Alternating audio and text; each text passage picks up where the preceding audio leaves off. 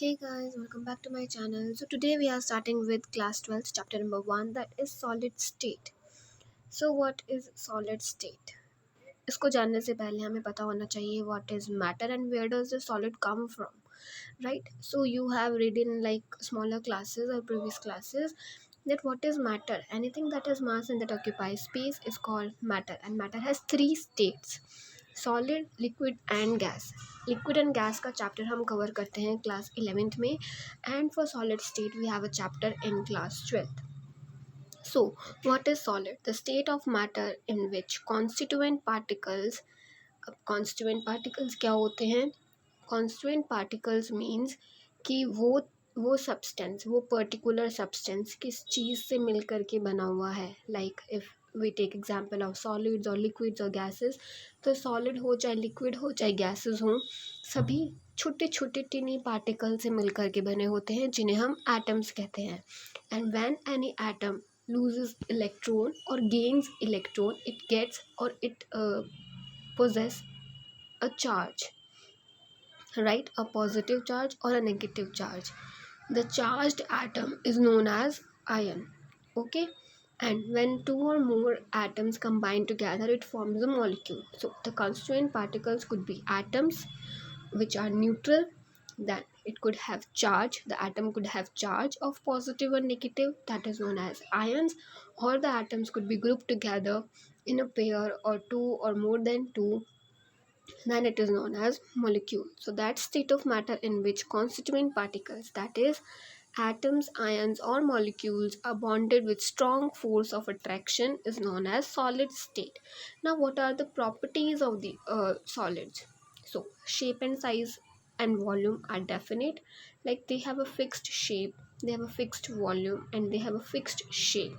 For example, जब भी हम solid की बात कर रहे हैं तो imagine any metal, okay, any metal in your mind, so you will get it. Like metals have a specific shape, they have specific size and they have specific volume which can't be changed, right?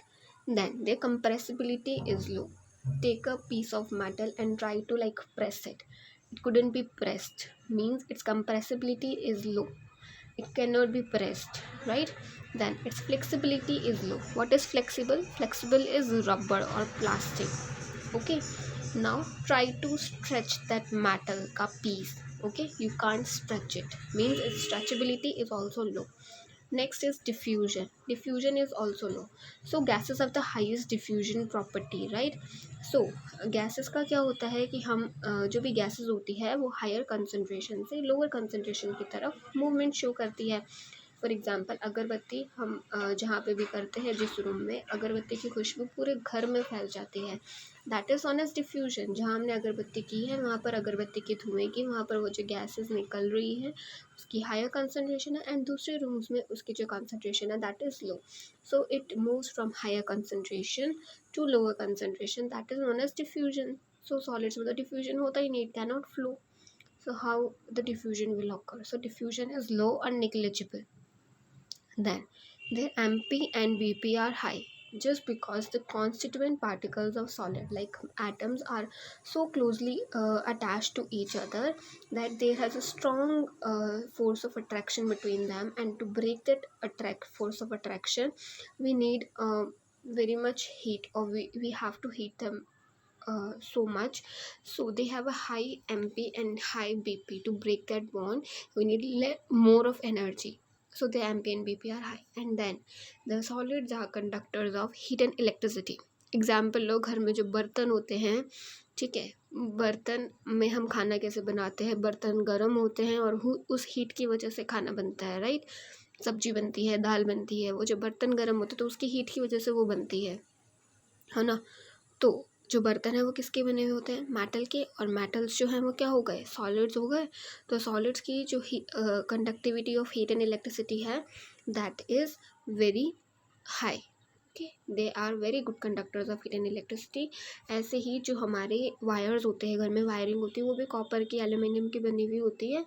Reason is the same property, conductors of heat and electricity. Now we will classify the solids. Okay, तो solid को classify करते हैं mainly two categories में. First is crystalline solids and second is amorphous solids. So crystalline solids are what?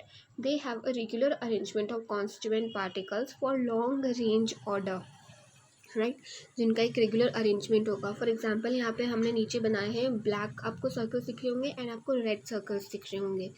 सो आप अगर देखोगे तो एक ब्लैक सर्किल है, then red, then black, then red. तो इनका एक रेगुलर अरेंजमेंट है, राइट. और बहुत लंबी लंबी ऐसी अरेंजमेंट की चेन्स होती है.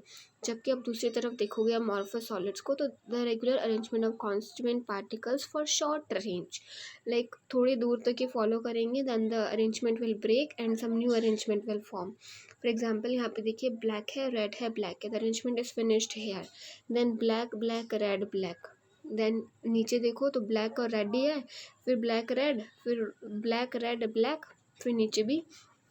ठीक है, तो इनके अंदर जो कॉन्स्टिट्यूएंट पार्टिकल्स का जो अरेंजमेंट होता है वो शॉर्ट रेंज ऑर्डर के लिए होता है. इनका डिसिप्लिन अरेंजमेंट होता है, इनका इनडिसिप्लिन अरेंजमेंट होता है. जो क्रिस्टलाइन सॉलिड्स होते हैं वही ट्रू सॉलिड्स होते हैं. And amorphous solids are known as pseudo solids और these are also called as super cooled liquid like glass. ठीक है, जो ग्लास होता है that is an example of pseudo solid super cooled liquid. Like for example जो बहुत पुरानी buildings होती हैं उनमें अगर ग्लासेस लगे हैं, आप उन ग्लासेस को अगर देखोगे तो वो नीचे से थिक हो जाते हैं और ऊपर से वो थोड़े थिन हो जाते हैं. क्यों? क्योंकि जो ग्लास होता है वो लिक्विड, सुपर कूल्ड लिक्विड है, वो लिक्विड नीचे की तरफ फ्लो करता है और वो नीचे से थिक हो जाते हैं और ऊपर से पतले हो जाते हैं. आपके घरों के कांचों में भी नहीं दिखेंगे, जो बहुत पुराने ऐसे कांच होते हैं ना, उनमें आपको दिखने के लिए मिल सकता है. देन जो क्रिस्टलाइन सॉलिड्स होते हैं, their MP is sharp and it has a fixed temperature, कि इस टेम्परेचर पर सॉलिड को बॉईल होना है तो होना है. ठीक है, लाइक फॉर एग्जांपल 120 डिग्री पर वो बॉईल हो गया. But amorphous solids has amphi in range of temperature, like amphi is not fixed, यानी कि उस सॉलिड का कुछ पार्ट तो 100 डिग्री पे मेल्ट हो जाएगा, कुछ होएगा 105 पे, कुछ होएगा 110 पे, कुछ होएगा 120 पे और कुछ होएगा ही नहीं.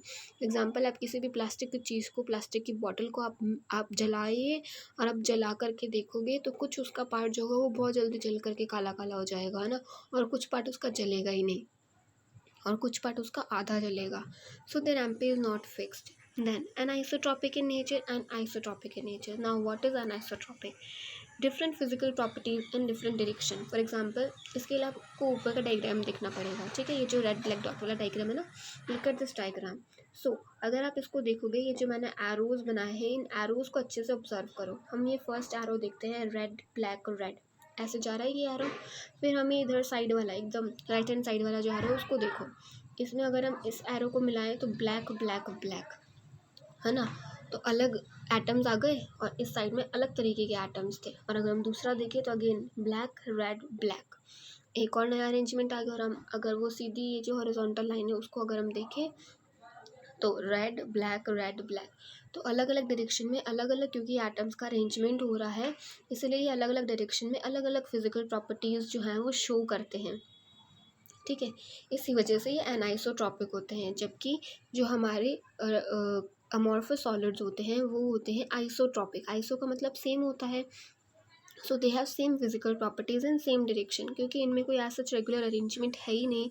अब किसी भी डायरेक्शन में जाओ आपको अलग सा ही कुछ पैटर्न देखने को मिलेगा, इसलिए उनकी सारी डायरेक्शन के अंदर जो प्रॉपर्टीज़ होती है वो सेम होती है.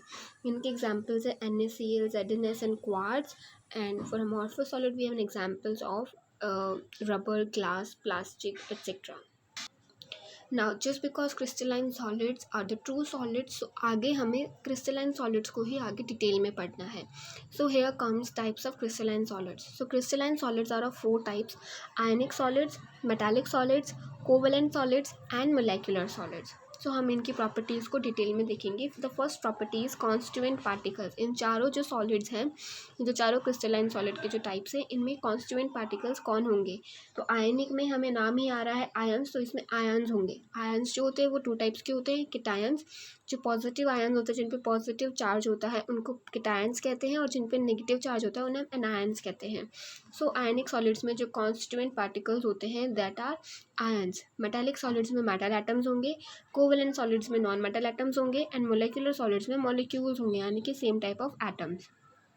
Then force of attraction. So ionic solids have electrostatic force of attraction, यानी कि आयंस के बीच में बॉन्डिंग होंगी, यानी कि कुछ पॉजिटिव आयंस होंगे कुछ नेगेटिव आयंस होंगे और उनके बीच में एक डाइपोल जनरेट होगा। और डाइपोल जहाँ पे भी आता है वहाँ पे इलेक्ट्रोस्टैटिक फोर्स ऑफ अट्रैक्शन लगता है पॉजिटिव नेगेटिव के बीच में। So they have a strong electrostatic force of attraction और they have ionic bond. Then metallic solids have metallic bond, covalent solids have covalent bond and molecular solids have van der Waals force of attraction which is very weak force of attraction. Then M P and B P, of course यहाँ पे positive और negative के बीच में force of attraction लग रहा है तो उनका जो एम पी और बी पी होगा वो हाई होगा, उनके बॉन्ड को तोड़ना मुश्किल होगा, हमें ज़्यादा एनर्जी देनी पड़ेगी। So they will have high M P. ऐसे ही मेटालिक बॉन्ड्स के अंदर भी क्या होता है, हाई एम पी और बी पी होता है। जो हमारे कोवेलेंट सॉलिड्स होते हैं उनके अंदर और भी ज़्यादा high, for example diamond and quartz का बहुत ज़्यादा हाई एम पी होता है। देन हमारे जो मोलिकुलर सॉलिड्स है they have the lowest M P and B P.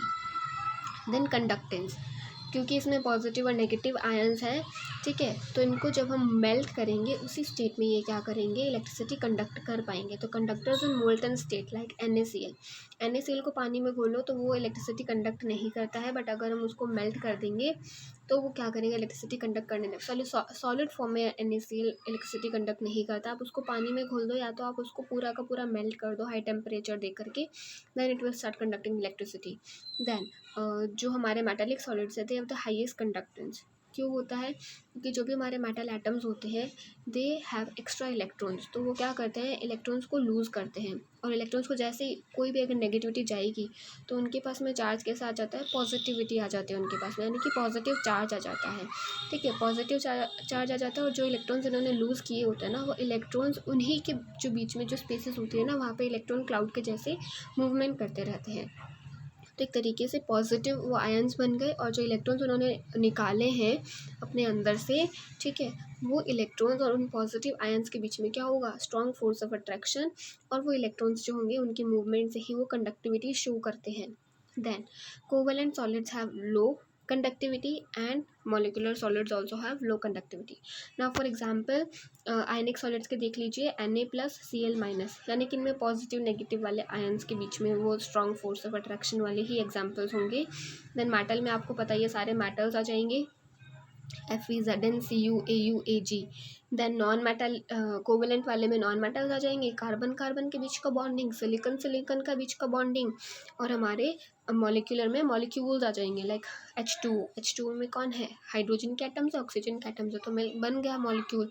ऐसे ही कार्बन डाइऑक्साइड, ठीक है, P4S8I2 etcetera. That is it for today's video. आगे के टॉपिक्स हम कवर करेंगे नेक्स्ट वीडियो में, so stay tune for the part 2 of this chapter. Thank you so much, tata, see you soon.